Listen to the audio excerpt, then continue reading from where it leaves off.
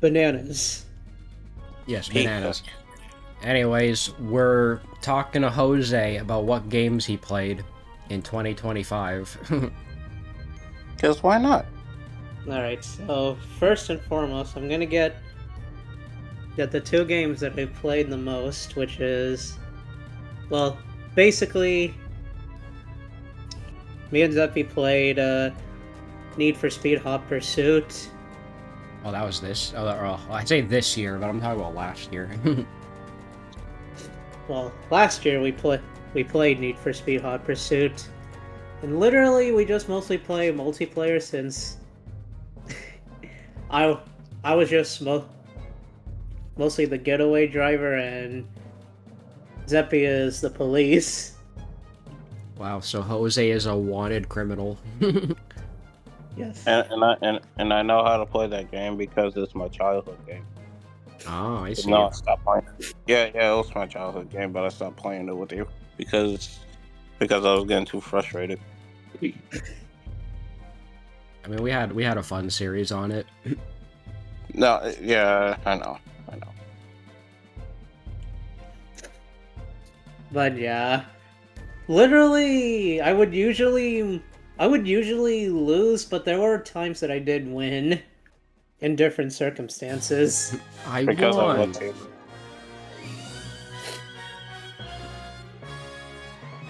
Well, the other game that we mostly played throughout our spare time was Forza Horizon 5.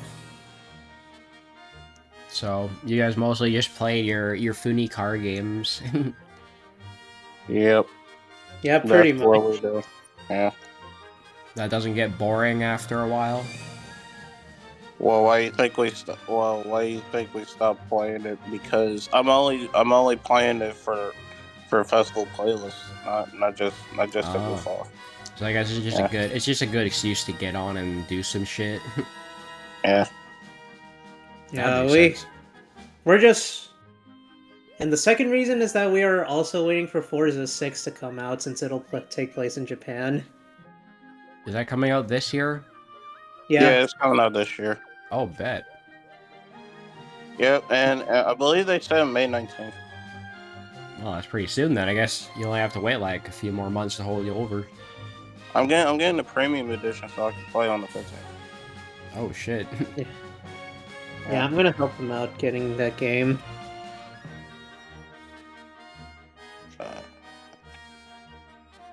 Alright, so now for the games that I've actually played from last year. That isn't with me. Yes. And one of the first games that I've played was Nier Automata. Oh yeah. I've been actually waiting to play that game for so many years.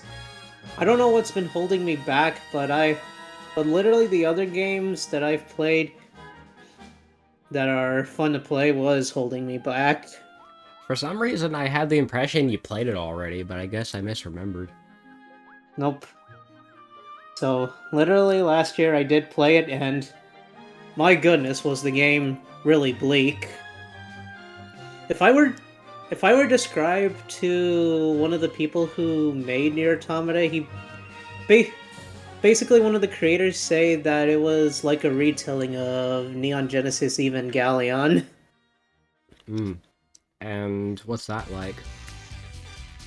Well, let's just say that as I progress through the story, it gets really bleak. I mean, that's kind of the vibe that I get from it just by looking at it. Otherwise, I don't really know much else. There are 5 endings to it. Oh yeah, there's a lot of endings to that game. Yeah, especially the 5 main endings since in the first ending,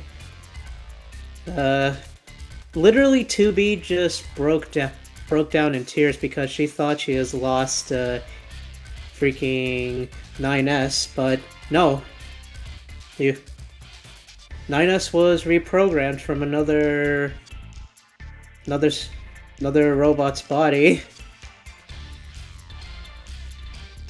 So like, are you But there was- playing as a robot or what?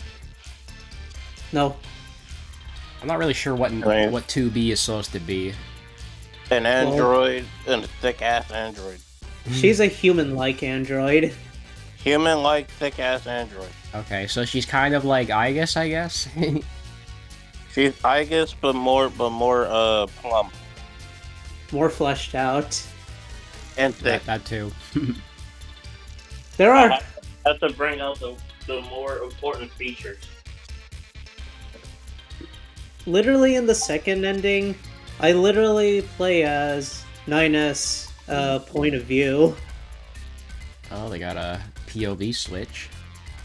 Yeah. Then after the second ending, it doesn't get any better since I don't think I remember much of what happened in the third ending, but however, I do recall that 2B actually got killed by A2. Basically, she's basically like 2B, but has free will. Dang, there really is no happy ending for anybody in that game, is there? No, because as the funny thing is that 2B actually wants to be killed because she was infected. Oh shit. Yeah, she was asking for A2 to mercifully kill her. Well, I would say that it's more like manslaughter, but you get the idea. Wow, Nier goes harder than I thought. Yep. And literally, as 9S believes that she killed her with no remorse, he literally went from innocent boy to like a freaking killer with no mercy. Well, damn. Yep. So Wish I had more to say on it. So literally in the final confrontment, you literally get to choose either A2 or 9S, either one of them. So in the end, I just go with 9S. It doesn't matter who you pick for because in the end, they just get killed in the same way. Well, damn, that sucks. Yeah. Literally, in the fourth ending, you choose to not give a shit about the ending, or... That's the funniest one. I don't give a shit about the ending. Or in the fifth... Or literally in the second option, which is the fifth ending, you literally get to choose to revive them. And in the end, it was left an ambiguous ending. I wonder if that's the canon ending then or something. It is. Oh. It was implied that 9S and 2B were spared, but A2's whereabouts, we just don't know. So yeah. It was as I've told you before, it was really dark is how I remember. That's probably why you like it so much. Yeah. It was one of my favorite games of that year, and probably even my top 10. It's time to update the old top 10 list again. Yep. And the next game that I've played through during my trip in another country is that I've played Devil Survivor 2. Oh yeah, I remember that. Now, to bring up the whole Evangelion thing, basically what happens in that game is just, literally I just have to fight freaking beings from another world. I have to fight extraterrestrial beings, and I just have to... Okay, look, it is in a high school setting, yes, but literally an organization just wants to recruit us just to fight off these monsters. Okay, so basically they're like, alright, we need you guys to fight the aliens. Yes. I didn't think Devil Survivor 2 would be about aliens. But the funny thing is that, There was an alien that appears to be human, that has a human form, but Oh, like Sailor Moon. yeah, pretty much, but the thing is that I actually side with him. Oh, does that activate the bad ending or something, or are you just trying to understand him? No, it's actually meant. The funny thing is that it's actually, but the thing is that if you side with him, you get one of the best endings in that game. I mean, that kind of makes sense. I feel like, you're basically saying, like, alright, let's put our differences aside, alien. You're actually, we're chill. Or something, I don't know. Until I'm gonna hurt you again. Well, it's actually doesn't work like that. He literally becomes the god of their world because he actually wishes for humanity to restart again into a whole new world. Oh yeah, it doesn't sound nearly as good. Well, it Okay, is. now I want to resend this again. Golshi.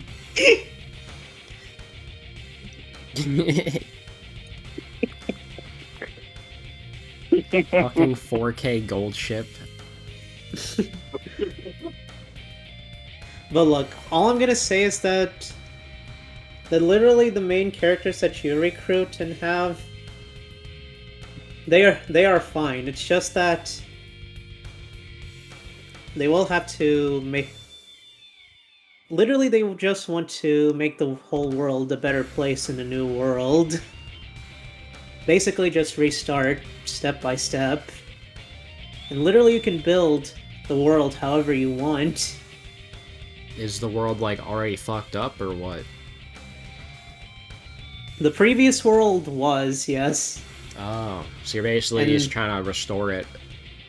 Yes, literally restore it and make humanity come back to its 2 feet. Okay, I think I can see the idea here. Yeah, it's basically just humanity restarting to better themselves. I mean, it's not like they're wiping out humanity, they're just, like, making humanity better or something. Yes, that's literally what I was going for. And like I said, the ending is also ambiguous. Probably because there's no Devil Survivor 3. Nope, there isn't. But with my thoughts about Devil Survivor 2, it isn't as good as the first one. And when did you play the first one again? A few years ago. Like, I think at the time when fucking Shin Megami Tensei 5 was about to come out. Oh. Yeah, so when I played it, I think probably like 2021. Yeah, I think that would have been around when SMT5 came out. Yeah, Crazy to think that it's already gonna be 5 years old. it is about to be 5 years old soon.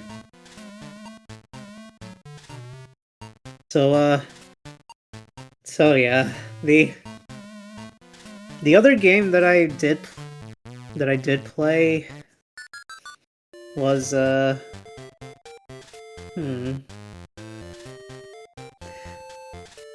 this literally the games that I played was a marathon run.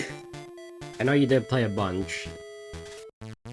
This one, in this case, I've basically played 4 Metal Gear games. Oh shit, nice. I played Metal Gear 1, I replayed Metal Gear 1, Metal Gear 2, Metal Gear Solid 1, and Metal Gear Solid 2, Sons of Liberty. Back on your Metal Gear arc, I see. Yes, and I've You should literally... went back to Delta. I'm not gonna play Delta. You are gonna play Delta. I don't care. Listen, Give it a few I've- years, maybe. I've only played these 4 games because I wanted to get the fucking big boss run. Hey Jose, I'm going to gift you Delta so you can play. Oh dear. It must have been hell trying to get big boss rank on those games. Well, Yeah, he used cheats actually. no, I didn't. Yeah, you did. No, I didn't. Yes, you did. No. Jose, I go to your computer every day. You use cheats. What kind of cheats? He used cheats to not even get alerted by the guards by the sound of Snake's cheeks. I mean, I know Jose's track record. I know he is prone to using cheats, so I don't know. Well, he's been using them. Unless I can see, unless you like record yourself doing a big boss run, then I'm not like sure. Well. I mean, I telling guess you, it's more that's about the actually real. experience then. Well, it did. Well, it did take long. I will have to admit, it really did take long. It's about And the he journey. used cheats. Oh, there you go.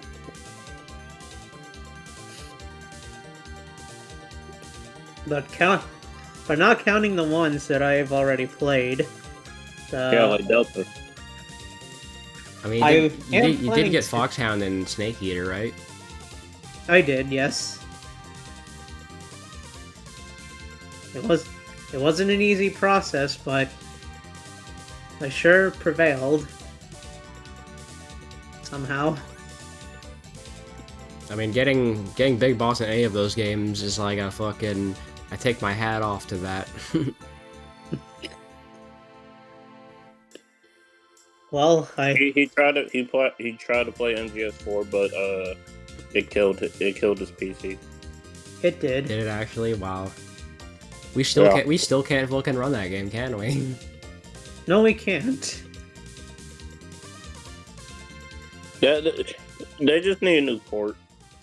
That port's gonna come out sooner or later. I hope so. Which is probably never. I don't care if the game looks bad. All that matters is that I'm going to play it. I mean, It's then again, literally a form of desperation. Then again, we played the Metal Gear Solid Master Collection, Yeah, we did. and I played the definitive version of MGS2 with the 4K texture pack and improved audio.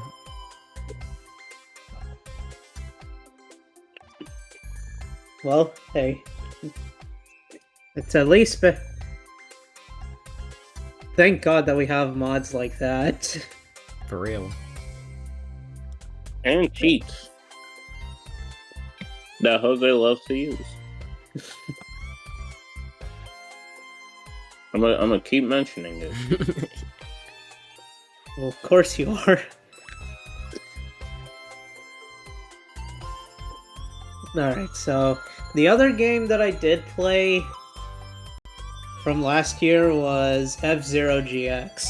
Oh hell yeah! Yeah, that game... I've been itching to play that game for so long, and... Yeah... Forgive me, Lord Death. Forgive me, Lord Death. Forgive me, Lord Death! But you need that on the soundboard. You know, I'll write that down. We need that. Oh shit! I see you and Nathan are trading back gold ship images now.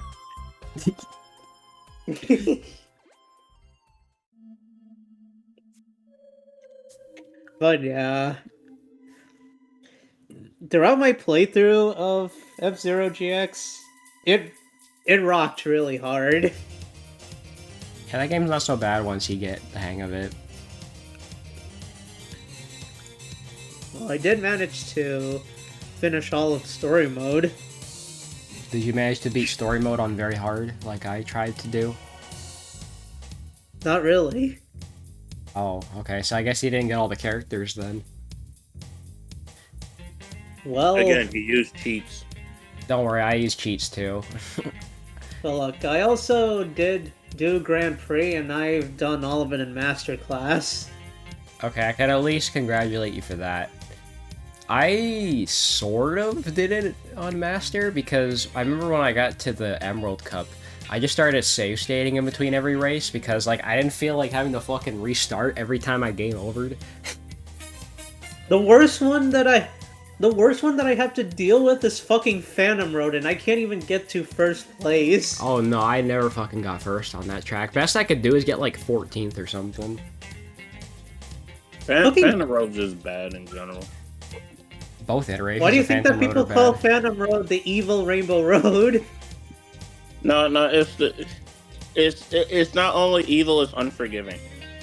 I mean, That's what it is. I It's also hate the literally story mode evil version Rainbow of that Road. track.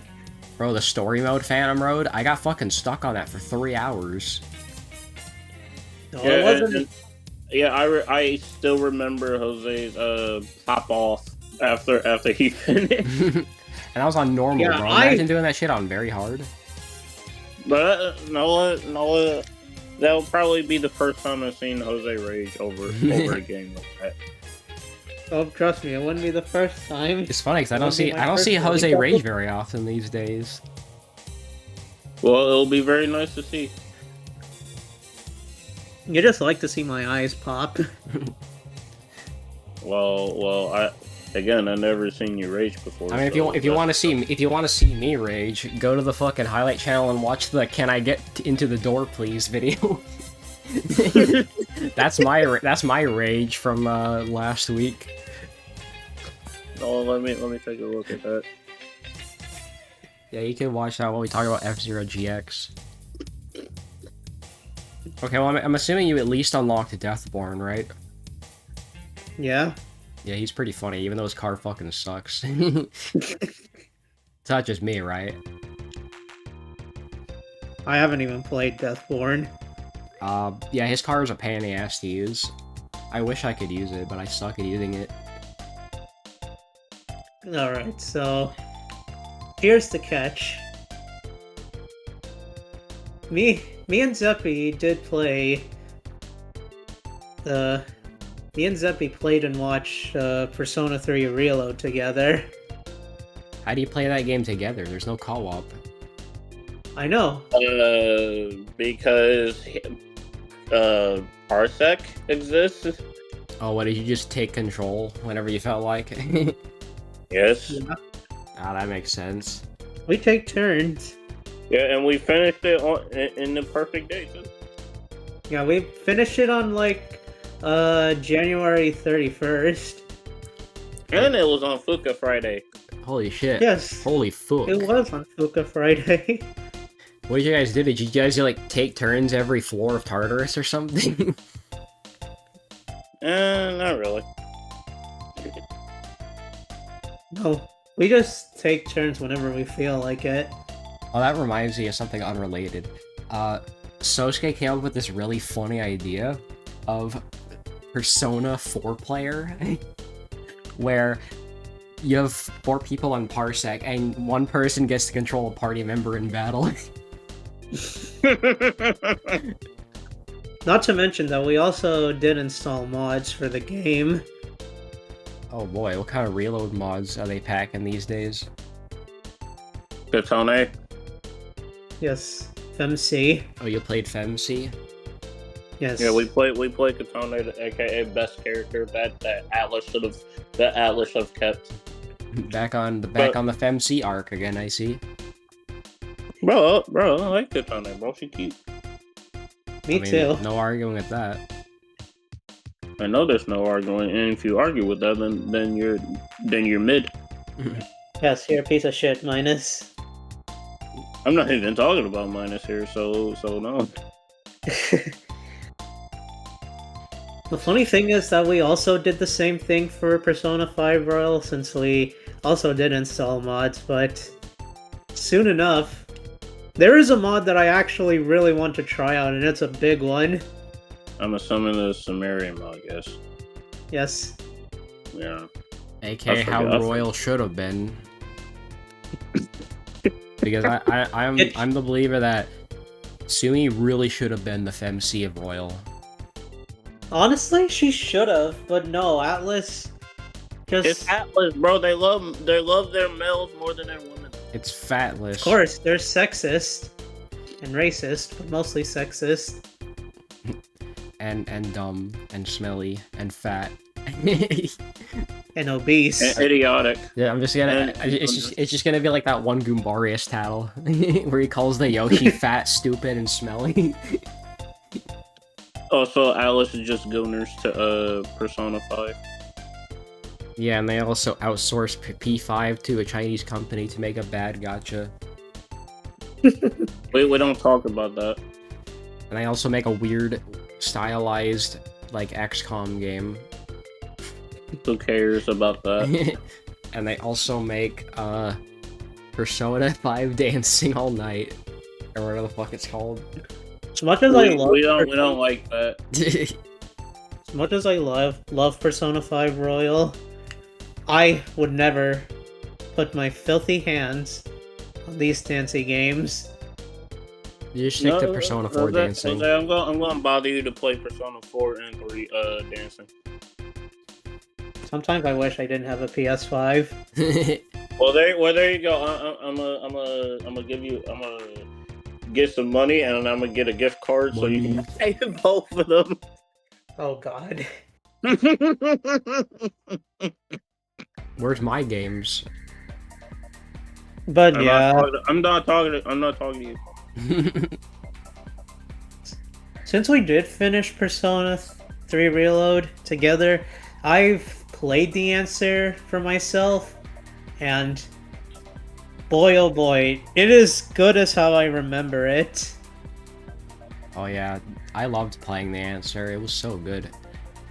It really is. I loved just spamming Metis' Theurgy after I charge her up and give her Tarokaja. She literally, bro, there was this one time I was playing the answer, and Metis she fucking one-shot one of the mini-bosses. Like, I'm not even joking. It was fucking That just insane. goes to show how much of a powerhouse Metis is. People called her a much better version of Shinjiro. I mean, she kind of is. You didn't even use Metis. Yes, I did. No, you didn't. I mean, if you I did, did use I mean, if you're Metis. not using Metis, then you're playing it wrong. Well, Jose played it wrong because you didn't use Metis. I did use Metis. Did you use Shinji? No.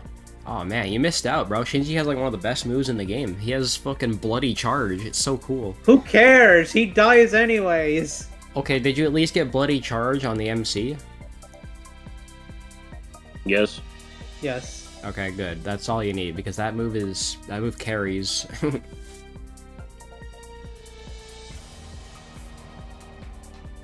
I keep forgetting that me both and Jose have a reload.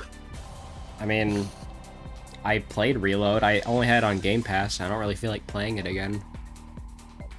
That's the reason why I didn't want to play the answer. Jose played the answer on his side. Oh. Yeah, because he also has Reload. I just wanted to play the main story, bro. The main story was too much for me. That's how I felt when I played FPS. I didn't want to do the answer because I was like, I'm like, phew, Persona 3's done. When I played the answer, and plus the story was too much, bro. Dang, it was too much.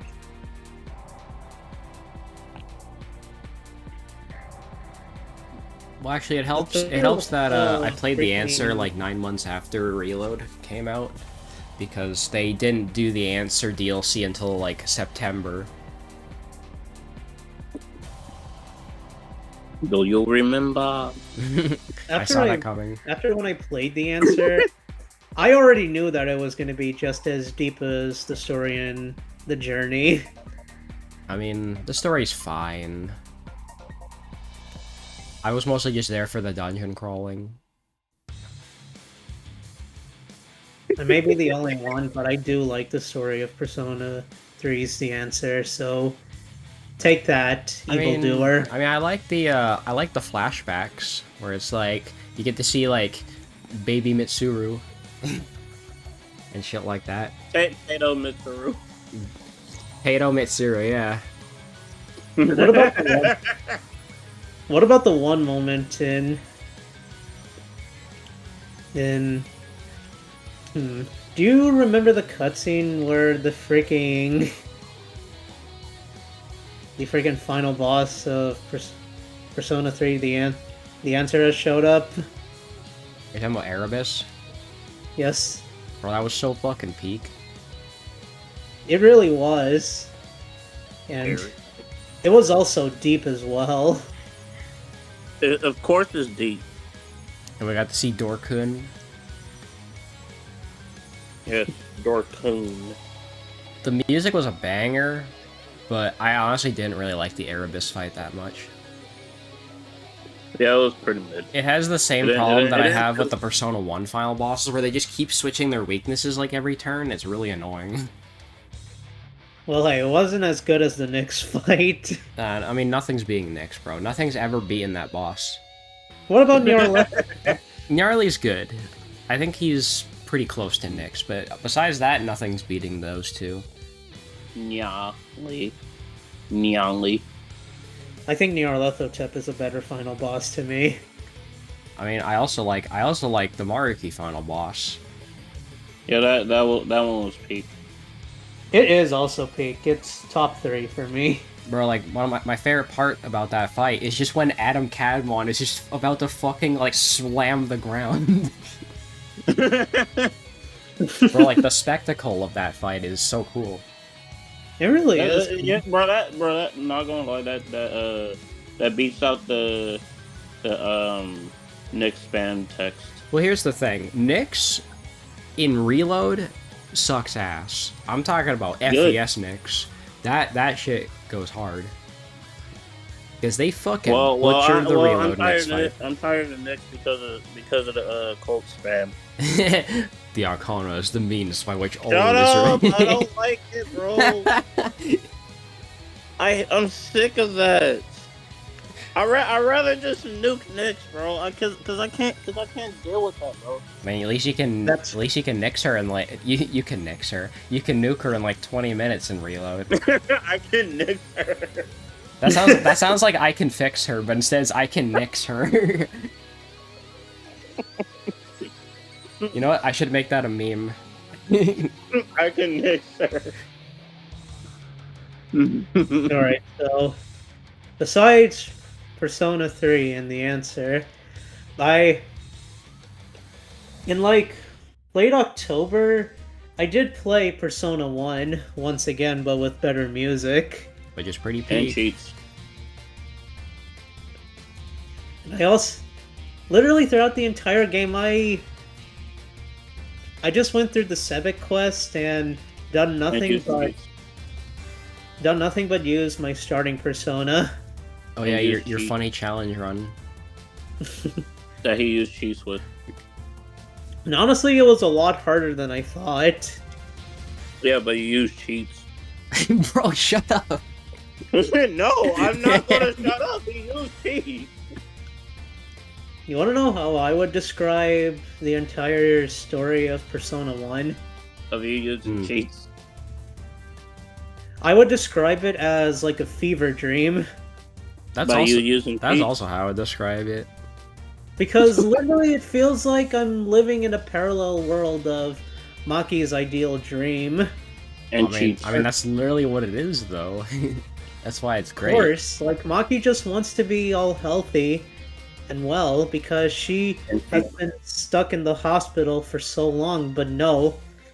Literally, fucking Kandori just takes advantage of her mentality and just put her in a fucking machine where she creates a whole new universe. And then I'll talk about the part where Maki tries to heal her party members, and then she says, "You're dead." I mean, that would make sense. That's only a PS1 thing, though, so you wouldn't have heard that. But it's so funny Oh. because for some reason, even whenever she casts her persona, she just says, "You're dead." Even when she's healing somebody, she just says, "You're dead." You're dead. You're dead. Once I get to the final boss of fucking Pandora, like, when I first look at her, once again, she looks fucking grotesque, and I think that's the I point of know. it. Yeah, it's great. She's like this weird ass elephant thing with like 8 legs. Actually, no, she's a cocoon. Oh, cocoon. Yeah, that's A what it cocoon. is. She's a cocoon. Actually, wait, no, that makes a lot of sense because of her second form. Exactly. How did I never put that together? Because you haven't played Persona 1 in a while or something? Maybe? It was a year ago. I mean, again, that's still kind of a while. Bro, and that fucking boss theme goes hard. It really does, and it shows of how creepy she looks with all these fucking body limbs all over on the cocoon. I mean, Not gonna lie, it just looks kind of cursed. it's pretty similar to what It's Nyarlathotep becomes in P2. if I'm gonna be honest with you, I can't wait for Jose to start P2 because I want to see everything about P2. if I'm gonna be honest with you, Zeppy, I think that's what they meant to do. They meant to make it curse Yeah. intentionally. Well, you know me, I gotta have my limits. So looking That- at characters. That's fair. But yeah, So when I fought fucking Pandora in her second form, like that's where things start to get really wild. Like most of my party members would get killed, Yeah, that's the annoying and part it took of that me fight. a whole hour to beat Pandora. Hey, that's not bad. Well, we just wanted to get it over with, but yeah. If I'm gonna be honest with you, I'm not sure when I'll do the Snow Queen quest. Are you gonna Never. are you gonna be like me and take 11 months to get to it? Yes. Potentially. I mean, here's the good thing about Snow Queen Quest though. Snow Queen Quest is not very long. It took me like maybe like 16 hours to get through it. No, then it'll probably take me like 6 hours to beat it. I mean, Because of the tweet. well, that's like here's the thing. You also want to try and go for the best ending, because if you don't do the best ending, you don't get to fight the Queen of Night or whatever her name is. Nyx. I mean, it's basically Nyx, yeah, because that's apparently what the wiki calls her, but I just call her the Night Queen. That's Or no, literally Queen, no, a beta Queen, Nyx. Queen Ashura. Queen Ashura, that's her name. Yeah, I usually call her Beta Nyx. Beta Nyx. Beta Nyx. So basically, so you telling me the Nyx that we see in Reload was nerfed? Well, in FES was nerfed because Minus had to finally listen to us and use cheats to beat Queen of Terror. I had to grind, and I just used a cheat to give myself like 1,000,000 XP, so I could stand a chance against her. And the fight still took like half an hour. Yeah, because it was too hard, bro. It's not hard. It's just annoying because she keeps switching her weaknesses every turn. I mean, if you think about it, bro, that's still still in the concept of hard. It's still challenging. It's still It's testing my patience, if that's what you mean. Who do you think is worse? the Night Queen or Pandora? Oh, definitely the Night Queen. At least Pandora doesn't switch her fucking form every turn. It's every few turns, which is a bit more bearable. That's what she does. Yeah. Well, I think the worst part is that it's just random when they do it. They switch their weaknesses randomly. And that's what makes When the she fight uses annoying. her freaking ice attacks, it will insta-kill. Oh yeah, don't even get me started on Queen Ashura, bro. Like, Queen Ashura randomly will decide not to switch her forms, and then randomly she'll just decide to cast Maziodyne twice and nuke your whole team. And then you basically can't block that. You can't even fucking guard against that. Like, you have to be lucky to survive that. So it's like Almighty then. I mean, I don't know if she has Almighty, but good fucking luck if she decides to cast 2 spells in one turn. It's purely random if she does it or not. Every other attack she has is fine. It's just when she whips out the spells, that's when you're fucked. Ooh. That is the unfortunate reality you have to live with. But yeah, if you ever do Snow Queen quest, I'd be down to watch. Yeah. I want to see Jose's reaction. I mean, you do get really great moments like Brown saying no, our precious food, and shit like that. Why? Why? Hey, I found some pretty good screenshots from Snow Queen Quest. Or like fucking ISA being like, man, I'm hungry. Is there any like food in here?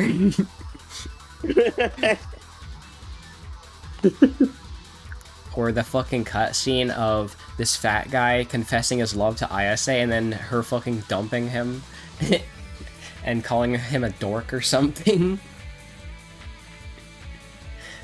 Like I can't believe Snow Queen Quest like elevated my appreciation for ISA. It's insane.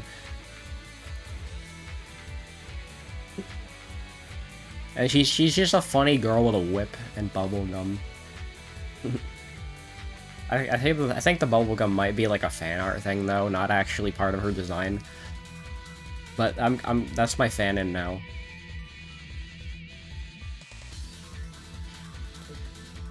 But yeah, that's Persona 1. So at least the PSP version, because I don't know if you're gonna play the PS1 version anytime soon. Probably not. Yeah, not really. It has a couple things going for it, but if you just play the PSP version with the music and the texture pack like I did, you'll get a near identical experience. I guess so. But anyways, let's just move on to the other prominent game that I've played last year. And the next game that I've played from last year was Xenoblade 1. Yeah, you're back on your Xenoblade arc too. I guess so. But here is the premise to what happens in Xenoblade 1. So basically what happens in Xenoblade 1 is that literally at the start, two nations were like fighting, like two titans were fighting that were considered nations, called Mechonis and Bionis. Mm-hmm. Oh, I know if that happened. Basically, of what these two names interpretate, literally everything that happened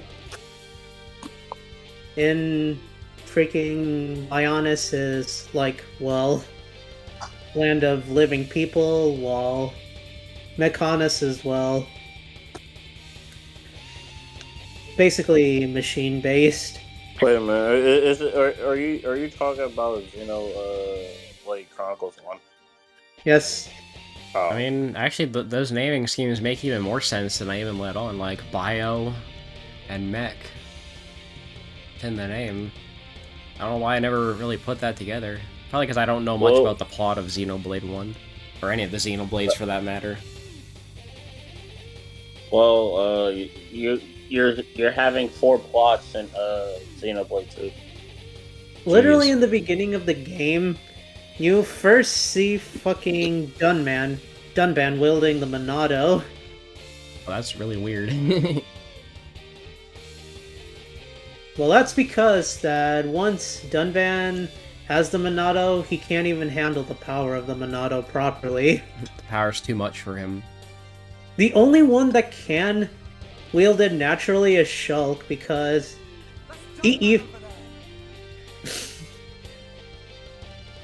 Shulk can just wield the Monado well as early as his age. Is it ever explained why Shulk is the one who has the Monado? Well, there is a probable explanation to it. Alright, tell me. I'm interested. Well, for one, there was actually a scientist who actually bears the resemblance of Shulk. That's named Klaus. Oh, okay. I've never heard that bit before. So His first name is Santa. So basically, with Klaus, he basically destroyed the universe that we are living in. Local fat man calls the end of the world. Wait, question. Was it by accident or just intentional? It was intentional. Well, what a dick. So basically, Here's the weird thing about that part. After he destroyed the entire universe by birthing a new one, he split himself in half. Like, actually split in half. His first half was in a different universe that he made, while the other was in a destroyed universe that has a destroyed Earth. Bro, this shit sounds so convoluted. Of course it is. Welcome to Xenoblade. So yeah, in the first chapter of freaking Xenoblade 1, everything may seem peaceful, as he is hanging out with his friends and his girlfriend, Fiora, until one day invasion has happened because fucking Metal Face was here to ruin the fun. Fucking Metal Face. And what happens is that after Metal Face invaded, he killed Fiora. Oh shit. Yes, and after he killed Fiora, Shulk is in a state of vengeance, where he is going on his quest. He's gonna go on his quest to go to Mechonis and destroy everybody there. But in order to do that, he must find allies. Like fucking... like fucking Dunban, Melia... Can't forget about Ryan, baby. yes, Ryan, baby. Ryan. Yeah, Ryan's more better than Dumbo. He is, actually. Because this man cooks. I mean, Ryan's funny. 5 every 10 seconds. Because every time he jumps, he goes alley-oop. There was a fucking Nopon that I can't even remember his name, Oh, but... Ricky. Yes, Ricky. Yeah, it's Ricky.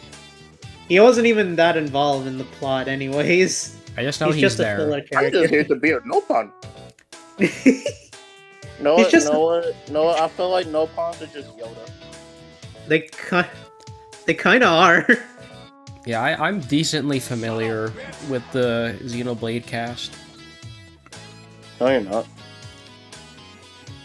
I mean, But yeah, I know about Melia. Whoa, you don't care about her.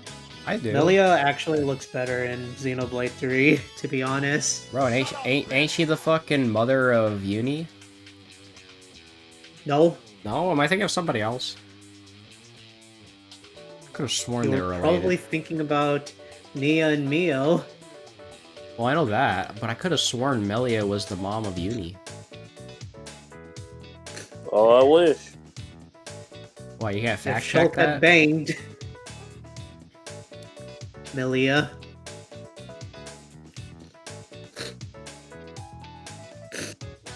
But no, he didn't do it. Huh. But he didn't do what? Banged Melia. Oh, of course not, bro. He cares about Fiora more. Of course, he's literally faithful to his wife, unlike Rex. Unlike Rex, who just had a harem. He has 3 wives! Okay, so that's still faithful. I mean, you know what? Good on him. He kind of turned out to be a Chad in Xeno 3 anyway. He is a Chad in Xenoblade 3. Bro, he got the fucking Ike treatment.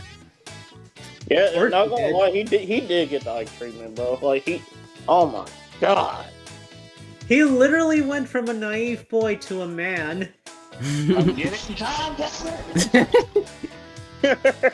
I'm serious, they kept his character consistent ever since the final chapter of Xenoblade 2. Great. But yeah, anyways, after... Nathan, stop. Since freaking Shulk can carry the Monado well, he can literally hurt the Mechons, but not the people that are infused with the Mechons. Because that makes sense. Yes. And literally afterwards, he does meet a person that has a red core crystal that's named Alvis, also known as Ontos. Alvis. That's Arvis's younger brother. More like Elvis. The Presley. funny thing is that Alvis is supposed to be like the strongest of the 3 core crystal trio. Wow. Until Mithra came along. No, Numa came along. I still want to believe that, because I don't care for Elvis, nor do I care for Purple Guy. All I care about is Purple guy. Yes. Alright, so basically Alvis is there to guide Shulk in his journey, even though he remains a neutral guy. Neutral guy. He's evil, but he's neutral. Yes, he's evil but neutral. Just like a certain Fire Emblem character that almost has the same name as him. Until that one specific chapter where he advised them to a cookout. But anyways, what happens is that Shulk continues to journey on his quest. He then goes to somebody that resembles both fucking. Well, there is only one guy that only upgrades his Monado into the Monado 2. Monado 2. Are you still talking about, bro? Just say about what you like about the game and move on to the next one. I'm making it short. Interview, bro. This is just a story. I'm just making it short. Wow. I mean, maybe Well, at least maybe give like a spoiler-free review or something. Yes. Because at this point, bro, you about to tell him the entire game. Yeah, because I might play Xenoblade still, so who knows? Well, I mean, not really. Spoiling the whole game. Bro, there's only one thing I know about Xenoblade 1, and it's that fucking Shulk becomes like a god at the end of the game. I mean, that's kind of what he did. Yeah, that's the only thing I know about the game, which is pretty funny, so I don't really mind. The funny thing is that he literally beat somebody who then was chained up as a guy that looks like to be a combination of both Sephiroth and Thanos. Fucking mouth. By the way, I said that. Great. He really did look like that until he becomes what he originally looked like before. Fucking Yeah, he's mouth. just an old man. Yes, he is literally an old man Yeah, he's old. that makes himself look young. Old? And if I'm gonna be honest with you, his final boss theme is a fucking banger. Of course. Have I heard the I final wouldn't boss mind it. theme before? Because I've heard a lot of Xenoblade songs. Well, you'll find out soon enough that Xenoblade has amazing soundtracks. That is one thing I'm gonna know going Counterattack into it. from X2. Like I know about Time to Fight, I think is the song name. Oh yeah, I do remember that too. Yeah.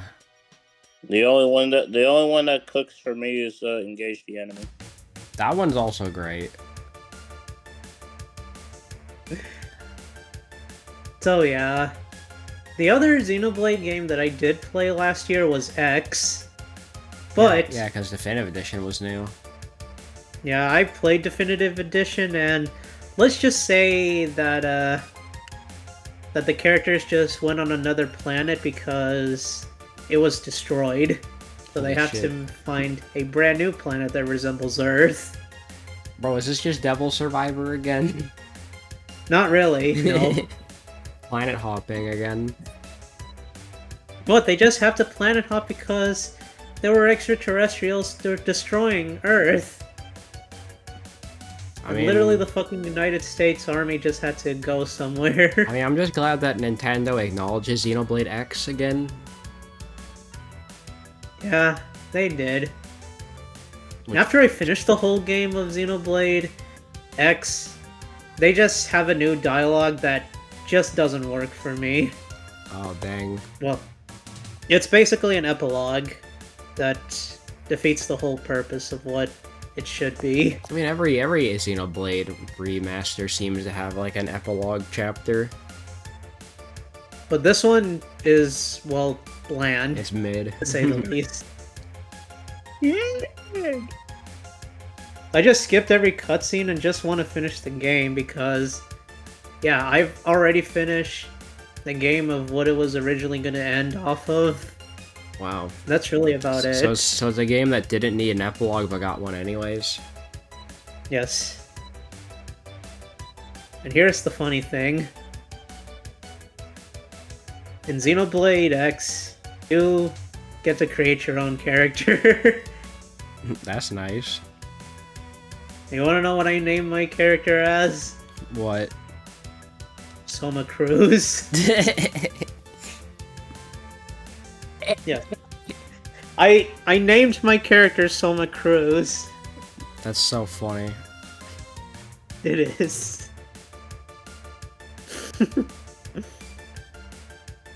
So yeah, this might be a What hot happened?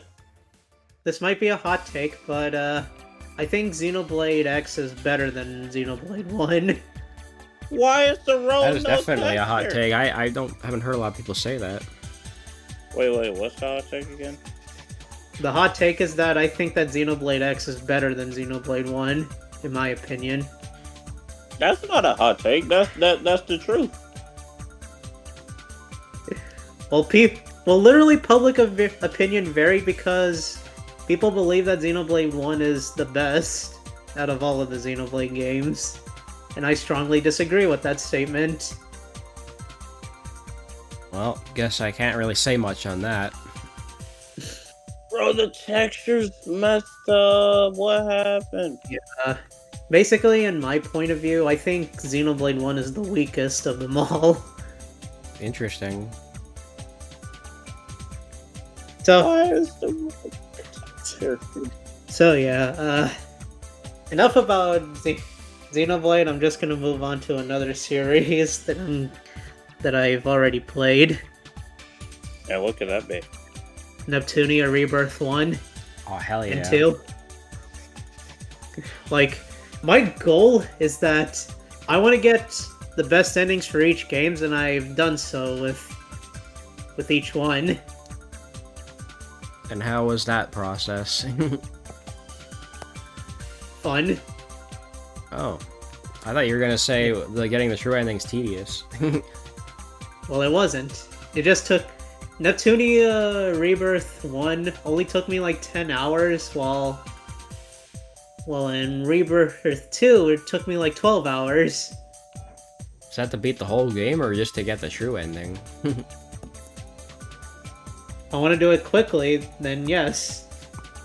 Does that mean you skipped all the cutscenes or something? I didn't. Bro, how the fuck did you beat that game in 10 hours, bro? It took me like 40. He used cheats. No, I didn't. Yes, you did. Okay, oh, look. Oh my god, bro. Besides the cheats, the story of... Literally, the story of the games, especially 2, was better than how I remember it. Oh yeah, 2's Right. story's fucking awesome, bro. That's like my favorite Especially Rebirth 2, since...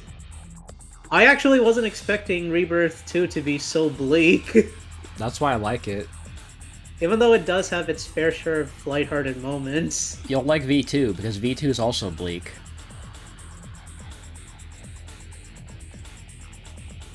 You're actually serious about V2 being bleak? Yeah, bro, there's a fucking, like, apocalyptic town in that game. Shit goes hard. I'm honestly proud to say, after so many years of waiting, I am happy to come back to playing fucking Neptunia. Yeah, not only are And you on you wanna know how a certain Nep feels about it? What?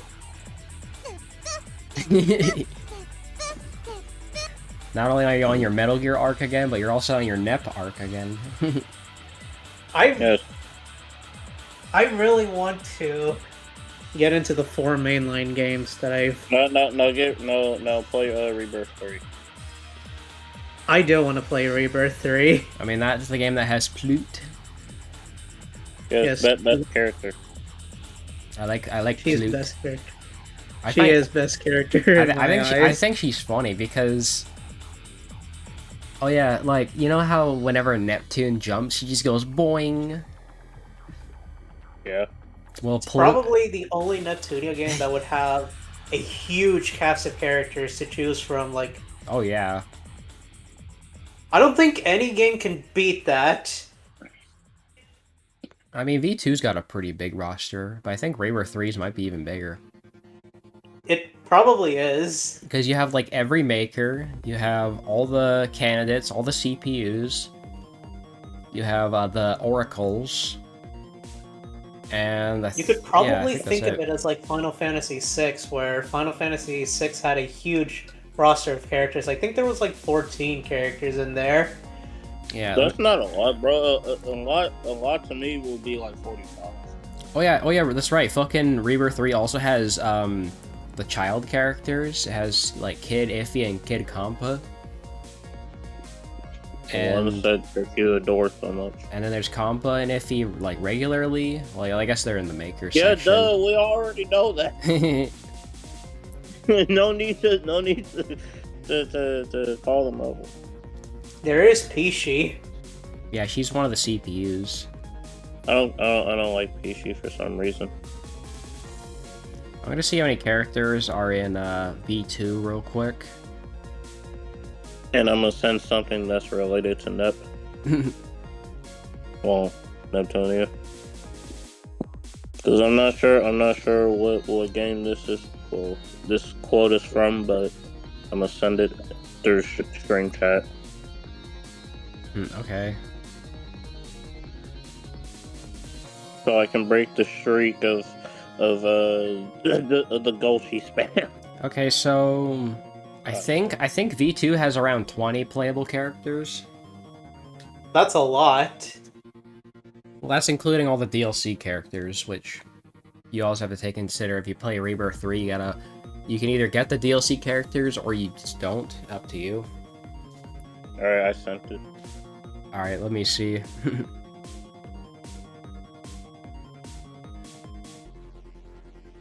You sent a Plutia? Yeah. You will listen to my plot advancing lecture. Okay. Okay. Damn horse. Yes, that's all I'm gonna say because I'm now getting bored of constantly sending Gulchi. Yeah, And more Goshi. I mean, if you really want, you could also try and get the Conquest ending in Rebirth 2, but that's up to you. Wait, the Fire Emblem Conquest ending? Yeah, sure. I played Rebirth 2 and I got the Conquest ending, which is basically where you have to kill everybody. Is that a good ending, bro? No, it's a really bad ending. It's worse than the bad end. Or actually, is there even a bad ending? There's a normal ending and then there's the true ending, but the Conquest ending's like the bad ending, bro. Like, you have to kill Neptune, you have to kill Noir and Uni, you have to kill everybody. It's crazy. Okay, so basically get Thanos snapped out. So basically, Netgear is like the villain in this. Yeah, but like she's not really like evil. She just does it because she thinks it'll save the world. That is stupid. Which it really didn't. Yeah, basically That's stupid. basically like she's holding a cursed sword and like that's the plot of the Conquest ending. But I mean I personally liked it because it was so like out of character. Out of character from that. some Netgear. Well, yeah, because like literally the whole ending is just Nepgear crying over and over because she's killing everybody, and it's just kind of like a Well- really depressing ending. Well, I don't want to see it. No. You don't want to see I it. now lost my interest of seeing Rebirth 3. Bro, like, it has nothing to do with Rebirth 3, though. I don't care. I don't like you. I hate you. I don't want to see you. That's why I don't that's want to why I see you. Nah, you'll like Rebirth 3, though. I like all the characters. It has nothing to do with Rebirth 3. Yes, it is, because it's part of the game, you idiot. I think That ending was I not think canon. actually, yeah, it's not canon. Although there is one really funny cutscene in Rebirth 3 where fucking Nepgear falls out of the sky and lands on Noir's face. Wait. You tell me she sat on Noir's face? Yeah, she did. Great game. They make a Great whole. game. They make a whole. Actually, it happens twice. Cause the first time it happens with Neptune, Neptune falls on Noir as well, and so there's just an ongoing joke about how like Noir is really soft and she breaks everybody's falls. Great. It's No, pretty no, funny. no, man. Pretty good. Your interest in Rebirth 3 has come back. No, And, I've already sent you guys a fuck ton of Rebirth 3 screenshots, like fucking Plutia saying, "Is that guy drunk?" almost every single screenshot. I think I've literally sent every Rebirth 3 screenshot. Not everything, but Maybe but not everybody, but maybe not everyone, but a lot of the funny ones. Like maybe I'll find some. Let me go to stream chat real quick, and I'm gonna put on a random Neptunia screenshot in there. with the alright. There's a Rebirth 3 screenshot. Oh, this one? Yep. Man, but I'm sleepy. Oh wait, here's another one. Hold on. No, not gonna lie, that's kind of me.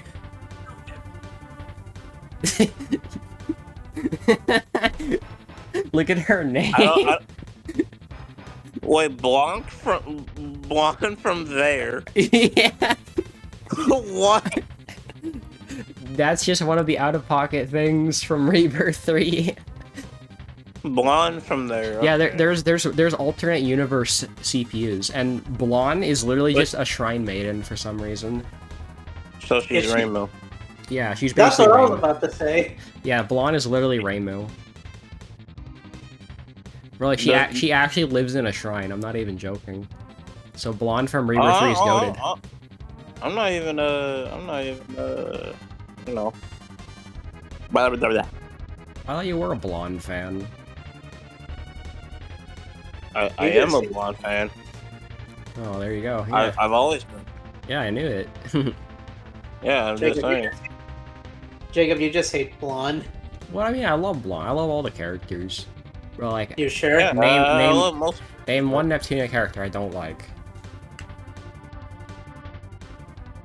Okay, there's probably a couple that I don't like, but at least out of the the playable characters, I mean.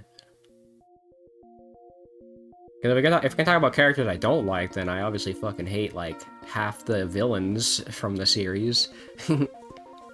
Like fucking what's his name? Fucking CFW Trick. TFW trick. Yeah, fuck that guy. What about that one? What about that one villain that has like a giant ass tongue?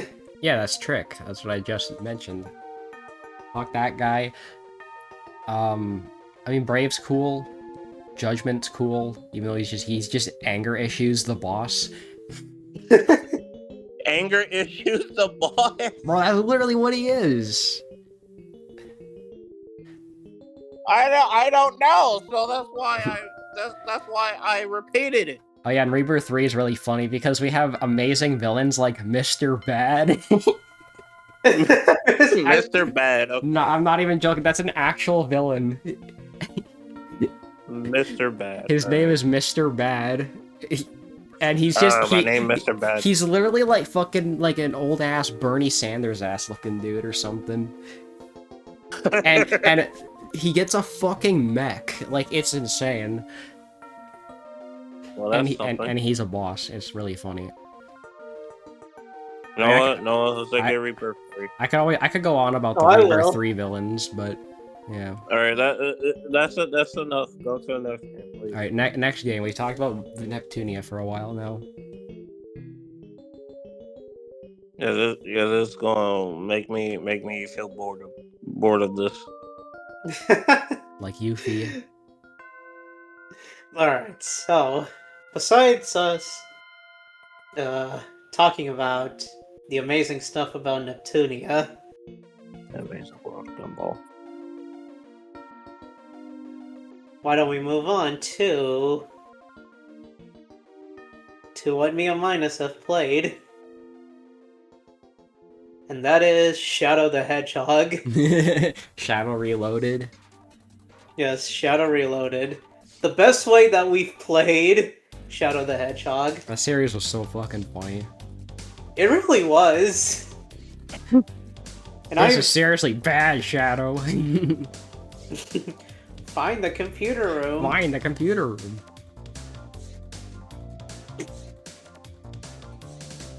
You know what they say, the more the merrier. Oh my god, that boss fight. Oh my god. You know, we've had a great time playing Shadow the Hedgehog. Yeah, I definitely missed parts of that series. Me too. And it's probably one of those games that I might even replay on my own. I wouldn't be surprised. Yeah, cause if I'm gonna be honest with you, I did the other halves of the endings rather than what we stick with. Cause I didn't even tell you that I've done the other 5 endings while we have played the 5 endings together. Yeah, because we did like 5 endings. You did the other 5 on your own time. Yeah. I Which I don't did. care. And honestly, I am pretty proud of it.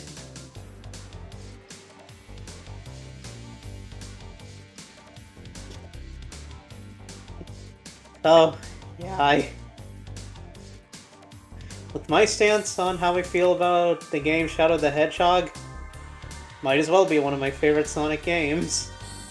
Yeah, which is a pretty cool take to see. I like that a lot of people recently have just been saying like, "Yo, Shadow the Hedgehog's fucking awesome." It really is awesome. Like, it has a cool mission structure. The gunplay is pretty fun. Like, yeah, sure, it's a little slippery, but once you get the hang of it, it's not that bad. People back then just underestimate Shadow the Hedgehog. It's probably because they just didn't like the edginess of it or something.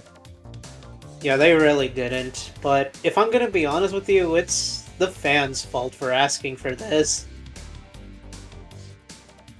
Yeah, now we look back on it 20 years later and we're like, yo, this game is peak. Always. It's always been peak. Oh yeah, and I've also played Sonic Hero. I've also managed to finish Sonic Heroes on my own, and I will say it is a really good game. It's just that it can be really tedious if I play it over and over again. Tedious. Sonic Hero. Yeah, I mean, if you're gonna go for all 4 routes in like one sitting, I imagine that would be annoying. It's too bad we never finished our race of it. The worst one that I had to deal with is probably Team Vector. I do not like Team Vector at all. Like, literally, it's just Oh god. Huh? literally it's just a bunch of how much rings you can collect, or just or just find specific things and yeah, it's just kind of annoying. But no, I'm laughing because you didn't call them Team Chaotix, you just called them Team Vector. That's fine. Yeah, I just really don't care if I call them Team Chaotix. I just rather call them Team Vector. You know, I'm gonna start calling them that. It's so funny. I mean, it's pretty similar to Team Sonic. You know, it's like why does Sonic get to be the logo of it? Well, actually, it's the same for Team Rose. So you're not Team Vector. With my opinion of Sonic Heroes, I do think it's a good game, but honestly, it just feels like a letdown from Sonic Adventure 2. Why is that? Well, let's just say that that I just rather keep things plain and simple, just like the other two adventure games that aren't just as tedious. Like I just like the fact that in Sonic Adventure you do get to play as other characters, but the other characters are just much shorter than Sonic's story. That's why I liked SA1 a lot. Yeah. And I mean, hell, I could even say the same thing about SA2. I mean, unfortunately, SA2 doesn't have, like, the open world like SA1 does. But then again, who fucking cares? I care. I like the open world. You may care, I don't care, we all don't care. I mean, if there's one complaint I thought you'd bring up with Heroes, and it's that there's basically no story. I mean, there is, Kind of. but it's just Yeah. that with how many levels, considering I'm playing different characters, I just...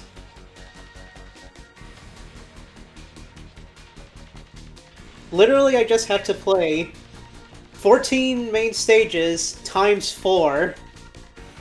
And that's where the annoying part comes in. Yeah, I just have to... Yeah, I just have to finish 56 stages all at once. I mean, that sounds like a skill issue. I mean, I think course it is. Sonic Heroes is good if you play it in a vacuum. But, like, if you're gonna try and marathon it, then it's not fun. Basically, like, I feel like it's a game best played when you take breaks in between every story.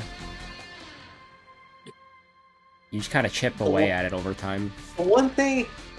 Literally, one of the saving graces is the fucking Metal Overlord. Yeah, with his fucking 9-hour transformation cutscene. And the song Well, line that's a big exaggeration, because imagine a transformation taking 9 hours. and the song What I'm Made Of, it rocks. It really does rock. Yeah, can't argue with that. Yes, it's... I will say it's pretty peak.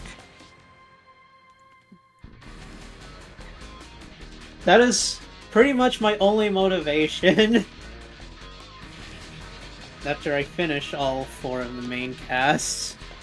Sorry.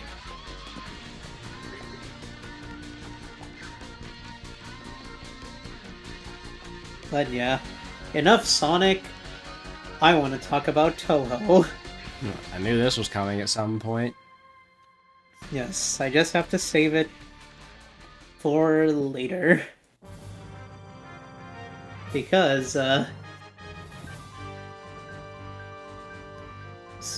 last year I've managed to play through Toho 10 to 15. God damn, you played so many Tohos. Yeah, like he actually did, bro. I got tired of it. I got tired of it a little bit, but... Yeah. But I will say, Mound of Faith, I think it's good. I don't know if they... Yeah. I think it was a step up after Toho 9. No, if I'm gonna be honest, Toho 10 is just a precursor to 11. That literally just talks more and more about 11, so you get interested about 11. I mean, I really like the characters in 10. I like, Of course you do. I'm talking about. No, I never know. oh, I guess I you don't. forgot this. I guess you don't want to hear me ramble about the Toho 10 characters. Bro, I know most of the Toho 10 characters. Well, like Aya, Sanai, I like, Hanako, and yeah, Suwako. I like Hina. I like, frickin', what's her name? I mean, Aki. Aki's great. Nitori, she's funny. What about Momiji? Aya and Momiji are okay. Damn, you hate Momiji. I mean, she's How fine. could you? I mean, there's Sanai, aka Green Reimu. Luigi Rainbow. Luigi Reimu. She just becomes the main staple of being the main character of Toho. Yeah, and then there's Kanako with her big Kanakos and her Mountains of Faith. And then there's Suwako, the funny frog, who gets her own mode. In Oh yeah? Soku. What do you think about the characters in Toho 11? Is that the one that has Bird Lady? Yes. Luigi. Well, I guess I'll see that What do you when I mean? get to Toho 11. I mean, I'm decently familiar with the Toho 11 characters now. Yeah. But besides that, you can't bother to, you know, ask me like, hey, who's in Toho 13? I'm like, I don't fucking know. Well, Jose did Toho 13, and he But thought it that's was pretty bad. Which is true, I did. Well, you're skipping ahead, I'm bro. Talk about Toho But I'm gonna 11. bet that you don't even know the characters But talk about Toho 12. from Toho 12.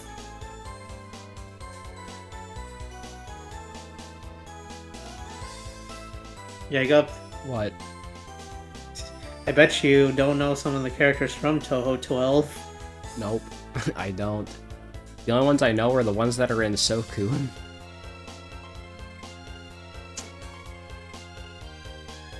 And even then, I probably forgot. But yeah, what's 11 like? Is it better than 10? Yes, it's better than 10. Does it have any stupid gameplay mechanics that bog down the experience? Nope, not really. Okay, that sounds promising. It is promising. Because there are some really Um, dumb gameplay mechanics I don't like. Like, I'm not really big on the fucking time system in Toho 8. Though the gameplay did change just for a little bit. I mean, it changes like every game, though. Especially the health bars. Health bar, what about it? Well, instead of the health bar, it goes for a circle health bar that surrounds the bosses. Okay, so it's just No More Heroes 2 then, gotcha. Pretty much. The ones... The only Toho game that I would probably consider forgettable is Toho 14. Like, Well, talk about I 12 don't and even 13 know. first. Like, if I'm gonna be honest with you, I really don't know much about Toho 14. It's not that memorable. Not even the characters that are in fucking Toho 14 are memorable. Bro, like, I'd have to look them up, and then I'll say, like, okay, this one looks good, this one looks good. But yeah, the one Toho game that I think was probably the best for me this year was Toho 15. 15 because it has Hecatea, it has Clone Piece, it has everybody that you need. So Oh, shut shit. up about it. Okay, so I think Toho 15 has a lot of promise then. Yes, Toho 15 has promising characters. Yeah, 'cause I like a lot of those characters. It also has Junko, I'm guessing, right? Yeah, It it, does. also has Junko. So it's got like 3 of the characters I really like. Yeah, and their themes are bangers. Okay. They are. All right, so Specifically Hecate's theme. Especially when you get to the most important music. all right, so moving on from Toho, here's another Atlas game that I've played last year. The other that I played was Catherine. Oh yeah, Catherine. Oh yeah, I was waiting for him to say that. If I'm gonna be honest. So yeah, about Catherine, basically what happens in that game is that it's basically a lot more than you think. Completely forgot you played Because- Catherine. In that game, it's a puzzle game that focuses on Vincent's, like, nightmares. Yeah, which is a really weird premise. It may be a weird premise, but if you don't make it to the top of the tower, you actually die in real life. It's basically like how mental shutdowns work in Persona 5. That's pretty funny. It is. But once you reach to the top of the tower, like, you make a confession of what you choose. Your decisions actually affects the game of what you end up choosing. Yeah, and I made Jose choose the wrong ones. Just to be This funny. one basically has a law and order. Well, basically this one has a law and chaos ending for each route. Law and Order. What the fuck? In my Catherine game? Yes. Like, I get it's, So I get it's it's Atlas, but damn, bro. Yeah, bro. At this point, bro, that if you think about it, it's just a precursor to Persona 5. Bro, like, next thing you're gonna be telling me Vincent fucking shot himself in the head and summoned Orpheus. Nope, that's no. the thing that I end up going for is the law ending, which is basically me getting married. Oh yeah, that's where you, like, marry original Catherine, right? Yeah. Basically Catherine with a K. That's the blonde one, right? Or is that the one... No. No, that's the one with the glasses, right? Yeah, it's the one with the glasses. Yeah, because that's like the OG Catherine, but the Catherine on the box art is like the slutty Catherine that you want to goon to. Pretty much, yes, because she's actually a succubus. Oh, that's right. Oh yes. I forgot about that plot point. Yeah, she's basically a succubus that's in Vincent's head. Don't threaten me with a good time, I guess. In the final tower, literally in the final tower, you basically fight the fucking bartender. Why? Catherine, Because bro, it's Catherine. What else? What else do you expect? That basically that gives me like fucking "Do you have a ticket for the party?" vibes. The fucking bartender just pulls up and asks for your ticket. that whole plot twist reminds me of what happens in Persona 4. That it turns out that it was the fucking gas station attendant that was behind everything. Yeah, it's so that stupid. happened. It is stupid.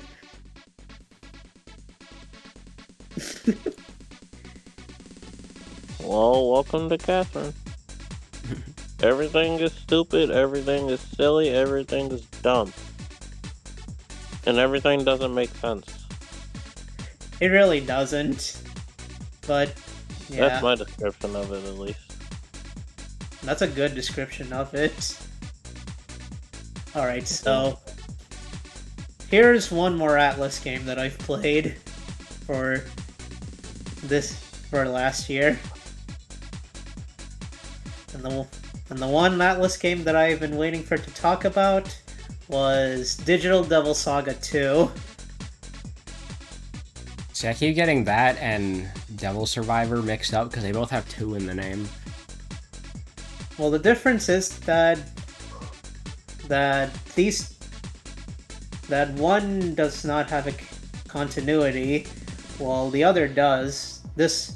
Devil Survivor 2 is the continuation of the first one because it takes place after the events of DDS 1. And what happens in the end of the game is that nobody makes it to Nirvana. Well, they eventually... They did, but it wasn't the Nirvana that they were expecting. They didn't expect the band Nirvana. Yes, exactly, because I didn't expect it. because what happens in the beginning of the game is that they are in a post-apocalyptic Earth because of the sun. The sun. Yes. Okay.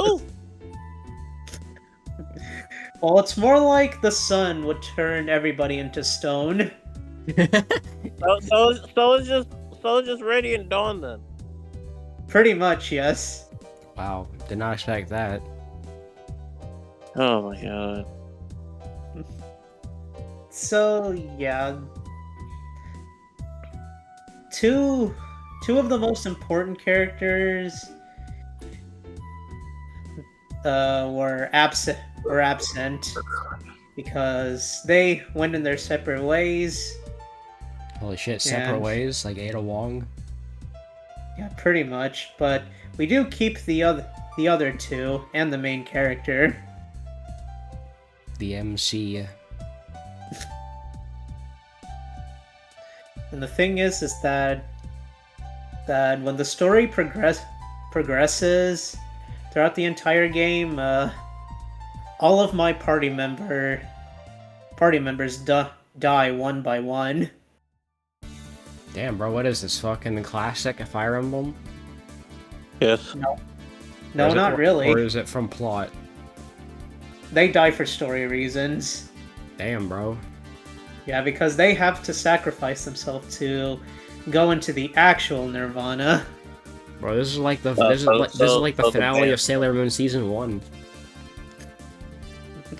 What? So, once they reach to Nirvana, they get, well, resurrected. Oh, there you go. Yeah. They get resurrected until the main character and the other key character fuse. Holy shit, Dragon Oh, Ball. yeah, I think I remember you telling me that. Yeah, I did told you about that because once I reached to Nirvana, two characters does fuse, just like a fusion dance sort of thing. Yeah, that's what to say.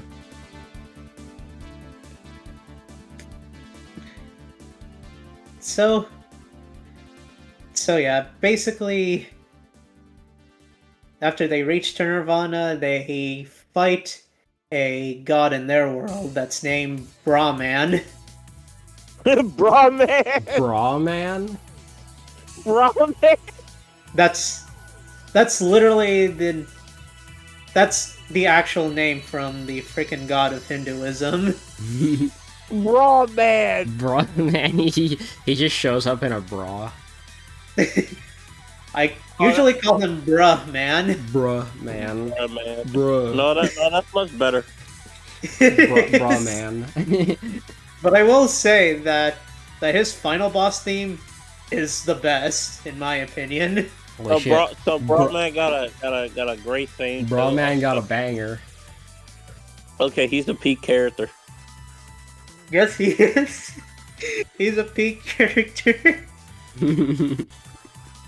Brahman. So, yeah, Digital Devil Saga 2 ended up becoming my favorite Megaten game. Because it has Brahman. He has a Brahman. Or will never top Persona 3, ever. Of course it wouldn't, because you keep crying to that ending. Well, no, actually, it was... No, don't. Digital Devil Saga 2 had more tearful endings than Persona 3.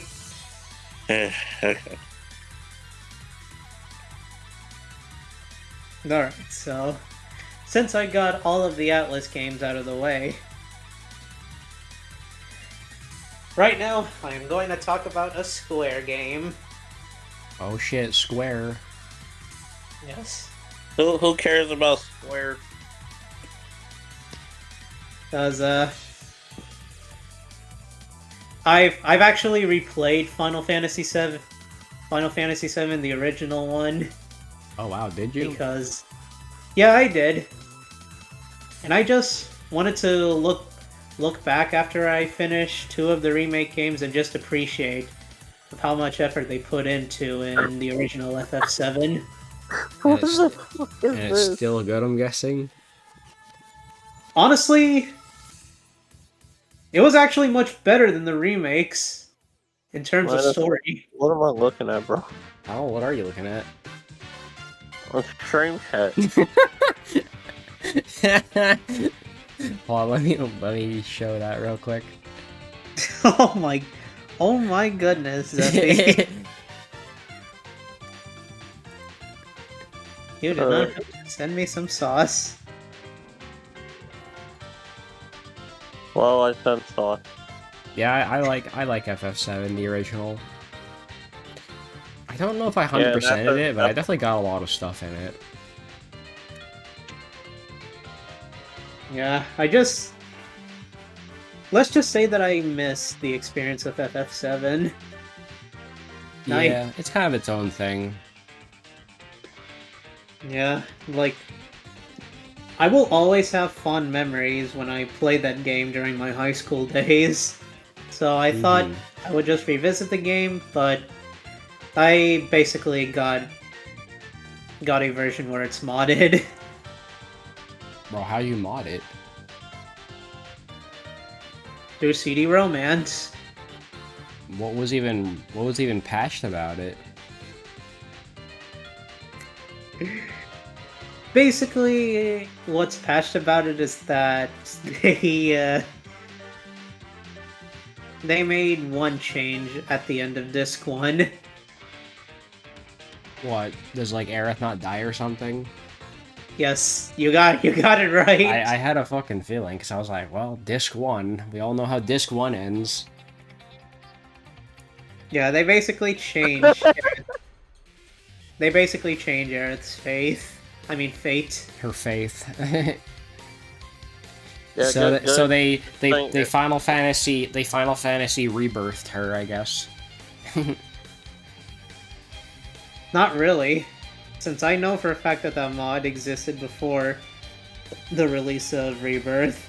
Oh, well, I mean, yeah, I guess so. They pre-rebirth her. Pre-rebirth just sounds disgusting. Well, It really does. well, piss off. That's how I miss it. I don't know what other way to say it. I don't know either. That's So there you go. Now shut up. Did you call? I mean, have I Did you call Minus a fat ass? call him a faggot? Oh, I thought you close called enough. him fat ass. He's not even fat, bro. Sojiro as Walter White. And Ryuichi as Jesse Pinkman. I can see that. I actually can see that. Yes.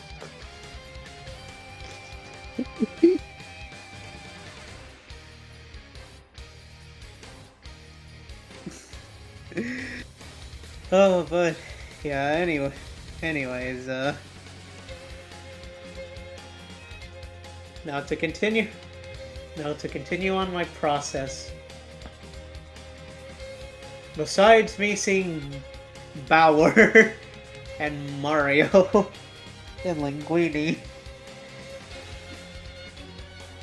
before I was about to end my year in December, I decided to play Dragon Quest IV. Nice. And if I'm gonna be honest with you, I just think that Dragon Quest IV is good, but it wasn't living up in my expectations of how I thought it was gonna be good. Dang, I guess you went in with too high expectations. Pretty much, because it was just okay. Fucking calling me. I guess maybe go in with lower expectations next time.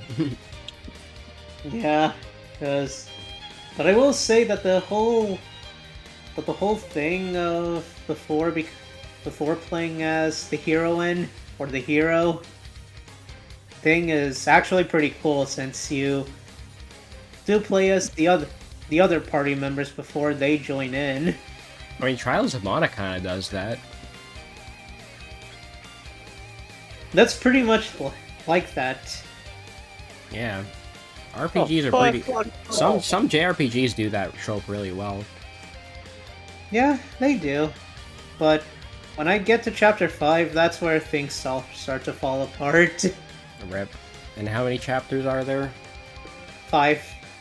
Oh, just 5? 1,000. Yeah, there's only 5, but 6 is only the extra one if you save the final boss Huh. of Dragon Quest IV in chapter 5. So in chapter 6, you save him. Great.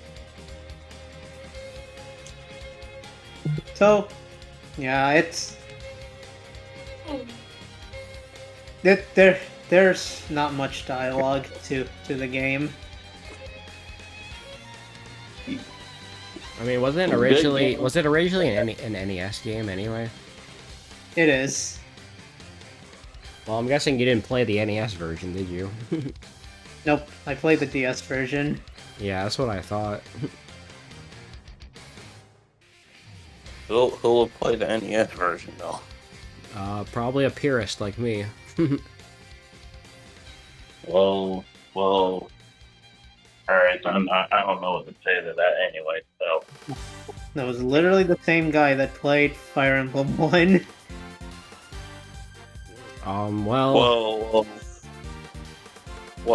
that mid game doesn't deserve any recognition. Well, hey, I just think that the NES version is much better than the remakes. Really? Yes, No, actually. yes, it's better than the remake. Oh, if we're talking about Fire Emblem? Yeah. I think I've heard that opinion. Yes, because Jose hates the portraits. No, actually, know what? No, I can't even agree with Jose on this one. He hates the remakes of just how the portraits look in the remakes. Well, I also hate that. The game just looks uncanny. What about the gameplay? The gameplay doesn't even look any better either. Bro, I didn't like it. Bro, it's a Fumo issue. It's a Fumo issue. I mean, like, The gameplay just I'm also doesn't a even look purist good at because all. I could have played the Trials of Mana remake, but I opted to just play the SNES version instead. Well, also because the SNES version actually has co-op, while the remake doesn't, so that also helped. And also I played the PS1 version of Persona 1 instead of the PSP version. Okay, Mr. Purist, we got it. Mr. Purist. I'm gonna be right back. Alright. Alright, so I actually got only one more game to talk about before it's done. Nice. And we could go to trash. Oh, I'm gonna be honest, I don't really want to do track now. Mr. 22 went to go jack off. alright, so the last game that I'm gonna talk about that I played during my trip was before New Year's was Mario and Sonic at the Olympic Winter Games on the DS. Oh, based. So basically, I actually tried to 100% it. You can 100% that game? Yes. Through adventure mode, through events, through fucking Wi-Fi and multiplayer and party games. Holy shit. Yes, so basically through adventure mode, like adventure mode was like 75% of the main focus of 100%ing it. I mean, I've heard that story mode's pretty good. It actually is good. And with all the missions, I had to get gold stars, and The gold, Oh, God. some of the Gold Stars ones can be really, really precise. Yeah, that sounds I'm rough. serious. I'm serious. Like, there are many missions that I have to be precise, and if I don't do or time them correctly, then I will get a silver star instead. It's like Angry Birds. Yes, and if I'm gonna be honest with you, Jacob, 100%ing Mario and Sonic at the Olympic Winter Games is actually a lot harder than it seems. Wow, who would have guessed that a fucking Mario and Sonic game is a pain in the ass 100%? It really is, and I am never going to come back to that ever again because I have to use save states, and even with save states, it won't even make a difference sometimes.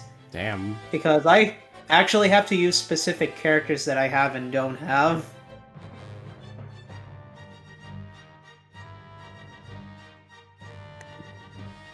Yeah, so probably not something you'd recommend to everybody. No, I wouldn't. I wouldn't recommend anybody to 100% that game.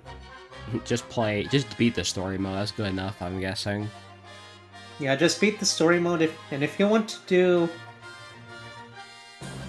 do post-game content, then that's fine. I'm guessing you did that too? Yeah.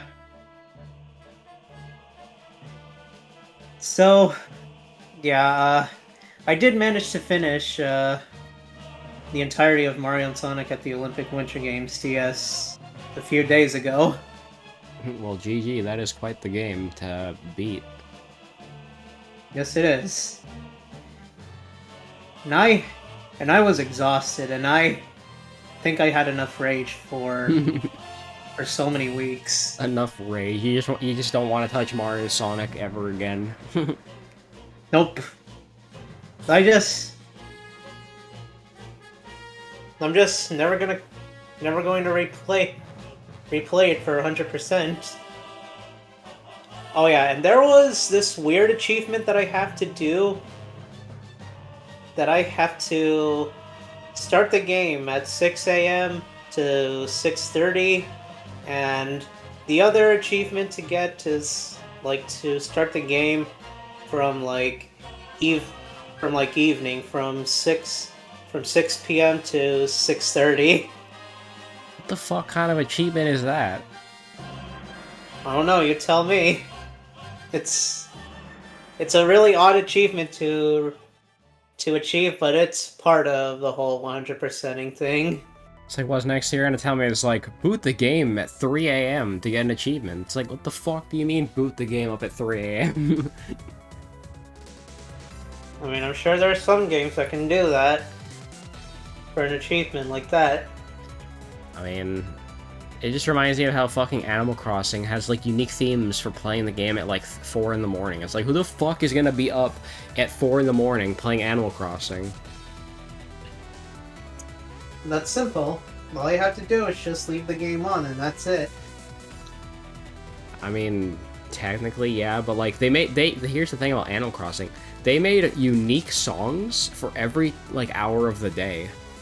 So there's like a 4 a.m. song that's like probably nobody is ever going to hear because nobody's going to be actively playing the game at that time. Some people would. Maybe. Definitely not me. I go to bed at like 12 and then I sleep for like 7 hours. That wouldn't even give you enough time to hear it anyways. Yeah, you just skip like 7 hours worth of music. Then you just wake up as if nothing ever happened at all. Yep. So, yeah. That's basically all I have to say. That's all the games that I played in, like, 2025. Yeah, that's a pretty good lineup right there. It is. The ones that I did favor the most in this lineup was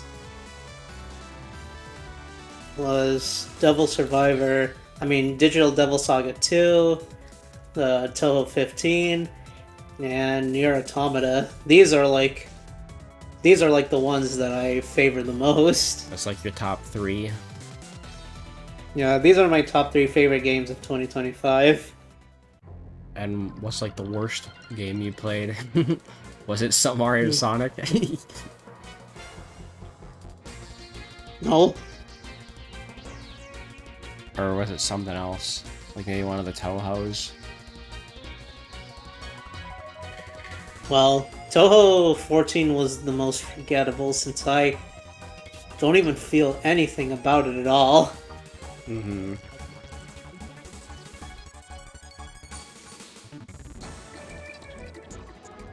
And the least favorite was probably like Dragon Quest IV. Oh yeah, that makes sense. Yeah. I did rate it a 7 out of 10. I mean, a 7 is still good. It is, but it's my least favorite of the bunch. But it doesn't sound like you played any bad games. It was kind of a mediocre one at best. Yeah. At least I have more fun with the Mario and Sonic games because I at least feel something. True. Mostly nostalgia, I imagine. I did grow up with it, but I also did want to test my skill on it. Mm-hmm. And really, that's about it. Well, usually I leave a segment in here for, like, if there's any games you want to play this year. But yeah, the games that I really did want to play this year is probably Dragon Quest V, Neptunia Rebirth 3.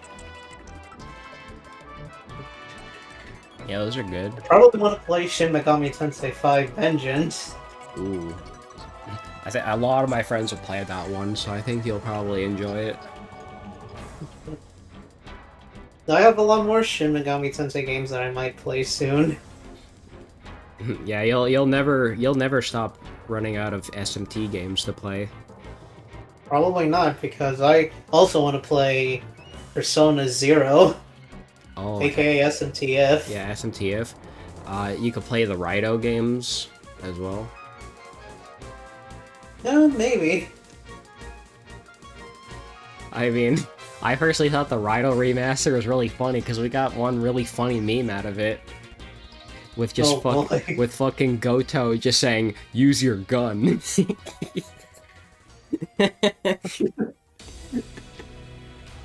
The saddest part is they patched that out. Oh, damn. Well, like, okay, well, to explain what the bug was, for some reason, like, Goto, like, every fucking battle, for some reason, he would just say, "Use your gun," like, over and over again. And it annoyed the shit out of me and Aaron. But eventually we started finding it funny because he said it like every time. It's like, why do you want me to use my gun, bro? I'm using my demons, bro. Shut up. So so Fatless had to make a patch to lower the amount of times he says use your gun.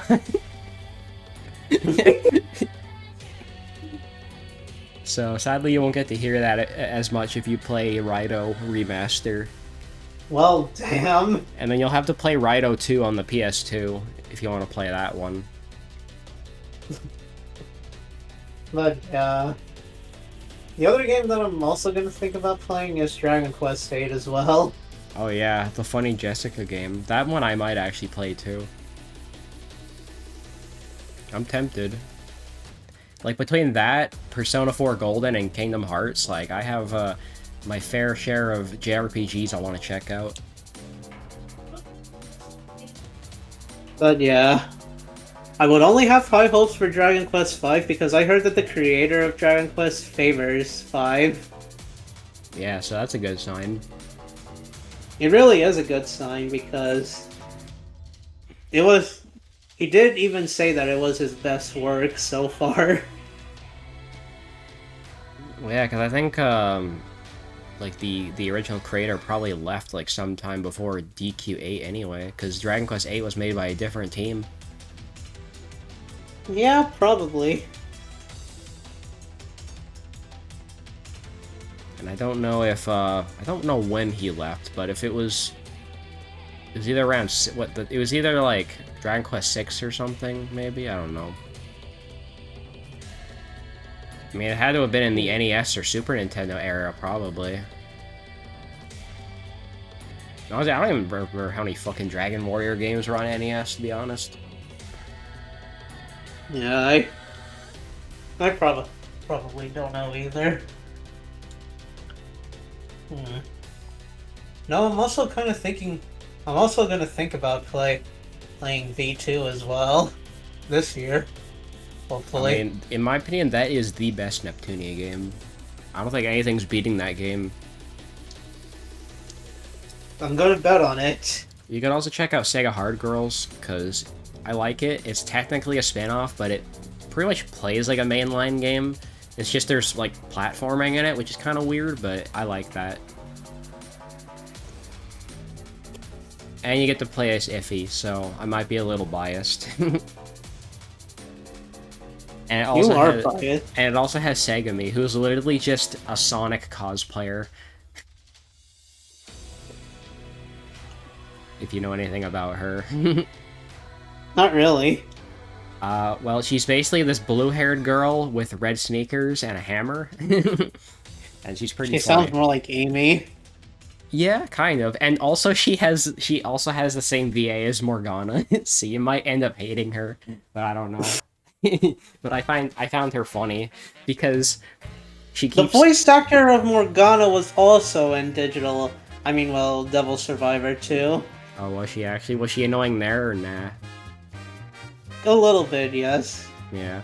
Oh, wait, actually, if there is one redeeming quality about Segami, it's the fact that, well, first of all, how about we talk about the fact that Neptune turns into a fucking bike in that game? Well, that sounds odd. It's so weird. So yeah, Neptune, she turns into a bike, and then Iffy rides the bike to go between dimensions, and also Segami shits on Neptune the whole game and calls her Crap Bike, which I think is like the funniest thing ever. It's like, how's that for a nickname? Crap Bike. Oh yeah, hey Jacob. What? Remember that you said that I called you out for trying to get into Senran Kagura? Yeah, we're gonna have a Senran Kagura talk. Well, kind of. Because I am going to be invested in this series as well. Oh well, I guess we'll try and get into it around the same time then. Maybe, but I'm not sure when that will happen. Yeah, I don't know. I don't really know what my February is gonna look like, besides Pac-Man World 3, which I might invite you to watch. I'm gonna hope that this year I'm gonna get into Sonic 06. Oh, that's good too. Yes, I want to play Sonic 06. It'd be funnier if you track down an original copy. Why? Because then you get the authentic 06 experience. But I mean, if you want to do that or play Project 06, you can do whatever. Well, alright then. Because, I mean, if I'm gonna have another rant about 06 again, it's that I like what Project 06 did, but I don't think it replaces the original because there's no story and no overworld, which kind of sucks. So you just get the levels.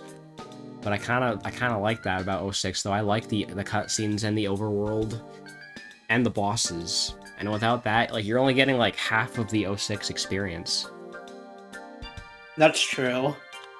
Like, you don't get to fight Solaris. You don't get to see Shadow kick Silver in the back of the head.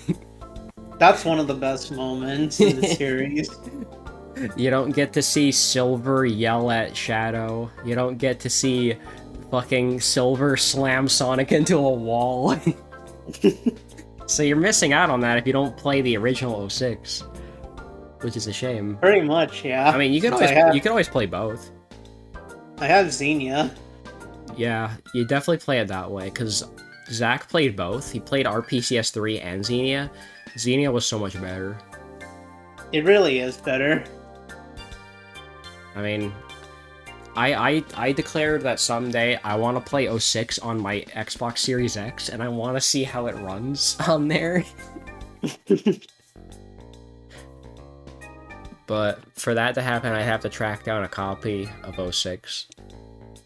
Which I don't know what I I'll promised try. myself. What? I promised myself that after I finish 15, I'll do the PC 98 games. Yeah, you did say that. That sounds interesting. Yes, because I do not want to go any further than 15. So no 16 for you? Nope. Not really. I'm not gonna go ahead and beyond. Well, I guess once you do play them, let me know if they're any good. I might try them. No. No, I will promise you about the PC 98 ones, but not what's about to be ahead. I mean, first, we gotta figure out just how the fuck to even run the PC 98 games. Well, I'm probably gonna do a RetroArch. Oh, yeah, I didn't even think about that. I didn't think that, yeah, you could probably just play them on RetroArch. I thought you'd have to, like, get, like, a virtual machine or something. I don't fucking know. I mean, that is probably also an alternate possibility. It's kind of like how Well, you you can can... install- It's like how you can install DOSBox on your computer and play DOS games. Well, in RetroArch, you can install Neko Project 2 Kai. I'm guessing that's what it's called. That's the virtual machine. That's the PC 98 emulation, yes. Oh. That sounds cool. It is. It's basically like the successor to it. Yeah, then you might not have any problems playing it that way. Yeah, I won't. Oh yeah.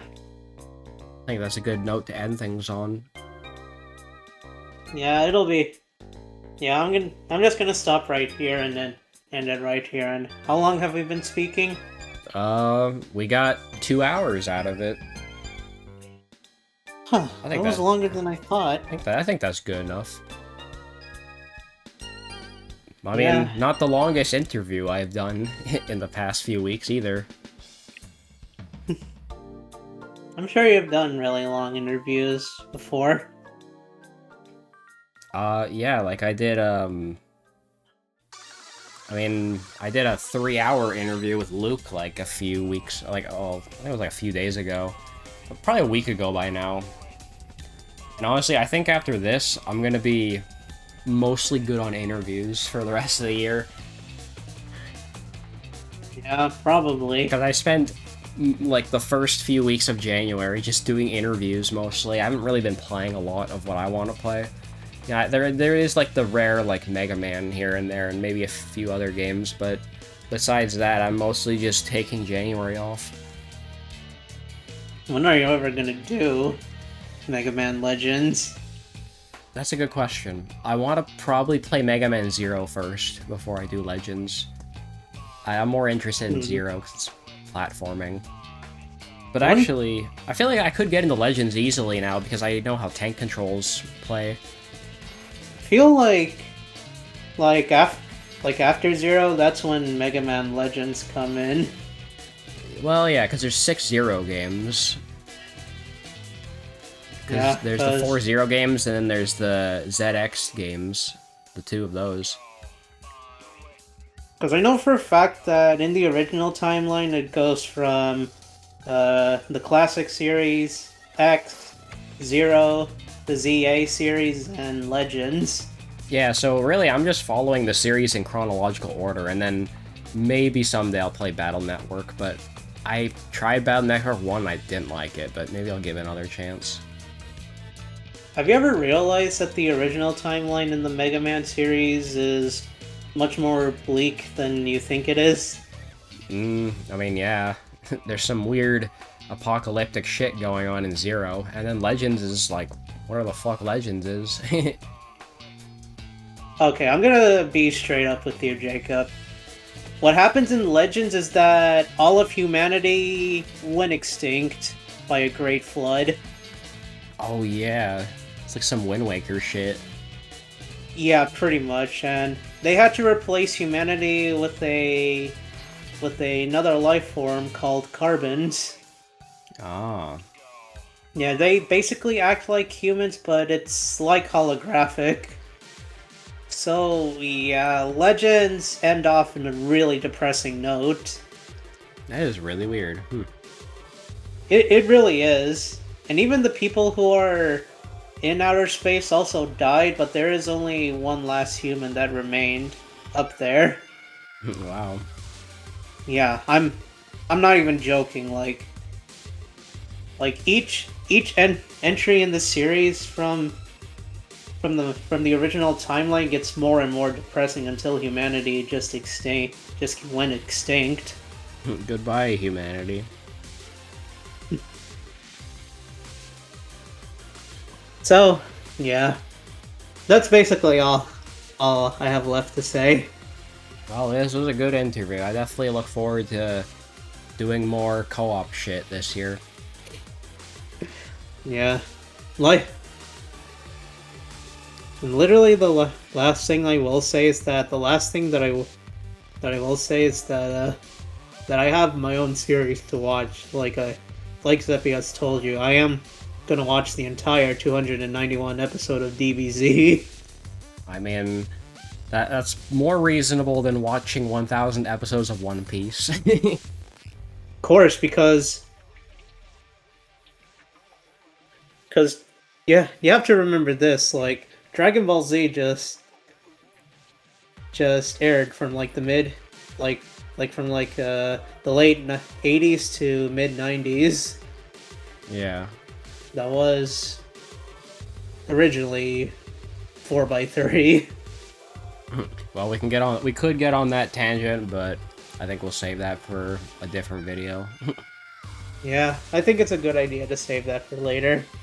But I'll just end off by saying, I think we should probably just hang out more often. Yeah, I think it's a good idea. Try and, at least aim for once a week, maybe twice a week if possible. We could always do we could do, hell, I wouldn't even mind doing like 2 series alongside each other, we could do DK one day and then Battle for Bikini Bottom another day, That wouldn't be so bad. I might save that for like February or something, I don't know, we'll see. That'll be fine. Or next week, because I know we're like halfway through Donkey Kong already, so it won't take that long to get it finished. So if we just play it at least once a week and maybe start Battle for Bikini Bottom on the side, we can probably get through it decently quick. Not only that, we're already halfway of the month as well. Yeah. Could try and aim to beat Donkey Kong by the end of January. We'll see. Let's hope so. Alright, well, I gotta go make lunch, so I'll catch you later, man. We'll see you later too, Jacob. Alright, see ya. See you. When to go jack off.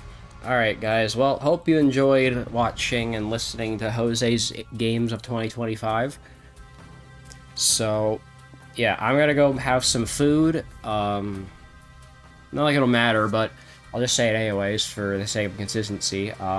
Code Vein stream later as well. Expect the Code Vein finale to go up alongside this video. But yeah, I think that'll be the last game interview of 2025 unless I get around to interviewing Jamie or something, but otherwise don't expect that many interviews left, so yeah. Anyways, make sure to like and subscribe on YouTube and Twitch, and I will see you guys in the next episode, or the next interview.